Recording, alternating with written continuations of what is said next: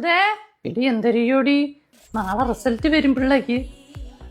ട്യൂഷന് 2 നേരമൊക്കെയാണ് ട്യൂഷന് പോയിക്കൊണ്ടിരുന്ന 8+ ഒക്കെ കിട്ടുമായിരിക്കും. നിന്റെ മോൻ്റെ 4 കിട്ടിയാലും കുഴപ്പമില്ല, അവൻ 5 അവന് മാർക്ക് കുറവായാലും കുഴപ്പമില്ല, അവനൊരു പണിക്കുക അതൊക്കെ പെണ്ണ് നാളെ ഒരു വീട്ടിൽ കെട്ടിച്ചു വിടാനുള്ളതല്ലേ. എന്തൊരു പാടാ, ഞാൻ അവിടെ വിളിച്ച പാട്ടെടുത്തൊക്കെ പറഞ്ഞിട്ടുണ്ട്. എടി ഇവിടെ കിളവിതാ എന്നെ +2 എനിക്ക് MBBS വിടാനൊക്കെ ഇരിക്കുന്നു. ഇവിടെ 10 താണ്ടോന്നൂല്ല, എനിക്ക് വലിയ ഉറപ്പില്ല.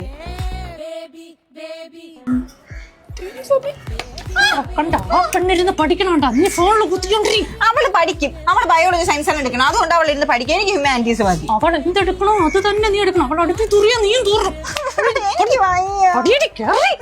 ഷൂ ഒക്കെ അവള് പട്ടിക്ക് കടിക്കണം.